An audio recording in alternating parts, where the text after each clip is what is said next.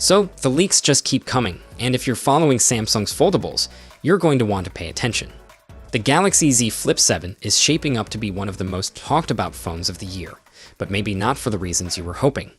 A recent benchmark just dropped, and it's stirring up some real debate. According to the results, Samsung might be going with the Exynos 2500 chip for the Z Flip 7, and not everyone's thrilled. Now what makes this interesting is the whole chip situation. Usually, Samsung gives the US market the Snapdragon version, while the rest of the world gets Exynos. But this time, things might flip, literally.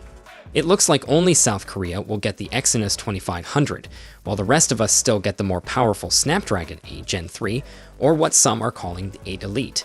That's a smart move if the early performance numbers are anything to go by. Because here's the thing, the Exynos 2500 just isn't keeping up. On paper, it's already lagging behind the competition. Single-core and multi-core scores are sitting noticeably lower than what other high-end devices are putting out this year. That includes rivals like the Razer 60 Ultra and Xiaomi's upcoming foldable, both using that same Snapdragon chip. And considering the Flip 7 is priced higher than even the Galaxy S25 and S25 Plus, putting a slower chip inside one of their most premium phones feels like a strange decision, even if it's just in one region. That said, it's not all doom and gloom. On the design front, Samsung is making some solid moves. The Z Flip 7 is getting a complete visual refresh. It's taller, a bit wider, and the cover display is finally getting the kind of upgrade fans have been waiting for. We're talking a 4-inch cover screen this time around, which is a big leap from what the Flip 6 had.